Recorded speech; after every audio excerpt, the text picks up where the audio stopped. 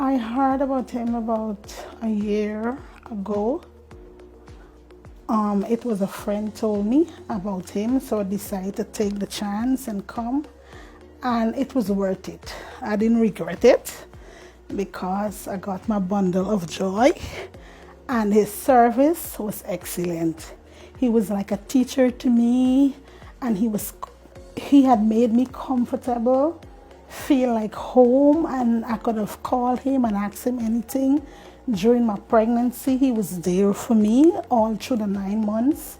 I could remember I wasn't feeling well, and he said, come in, and he had coached me on a lot of stuff, and it worked out. Actually, about 13 years I tried to get pregnant. I went different places, but it did not work out. So I take the advice from a good friend and I come here, and so come and learn about him. So I'm Dr. Rafi Rozan. I'm an obstetrician and gynecologist, specialist and consultant. I am also Guyana's first and only cosmetic gynecologist. I've been practicing as a specialist since 2015. So with regards to the fertility management that we have been executed over the past few months, we have had quite a number of favorable results. Couples actually managed to get pregnant. The demand for infertility service has grown substantially in the world, even though prevalence of infertility has been relatively stable.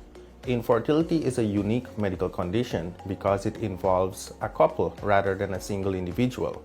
Infertility is defined as the inability of a couple to conceive after 12 months of regular intercourse without the use of contraception in a woman less than 35 years of age, and after 6 months of regular intercourse without the use of contraception in women 35 years and older.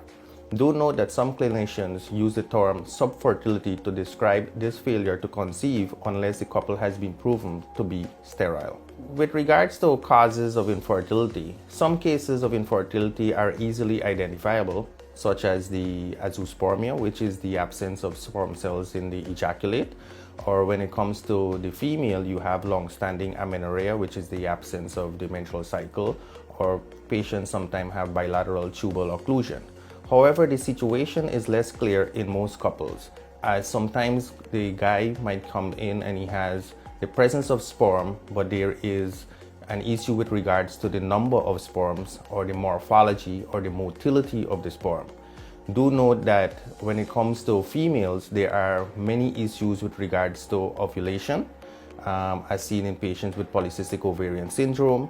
There are endometrial factors, cervical factors, tubal factors, and even systemic factors that play an important role when diagnosing these patients with regards to that causes. Infertility is a unique situation in that it has to do with a couple.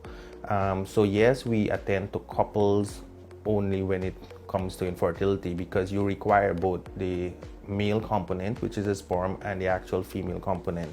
So usually females don't get pregnant by themselves unless there is a situation where there is sperm banking, which is not currently available in my clinic. So the recognition, evaluation, and treatment of infertility are stressful for most couples. It is important not to ignore couples' emotional state, which may include psychological and periconceptional stress, depression, anger, anxiety, and even marital discord. It is important to remember that the couple may have multiple factors contributing to their infertility.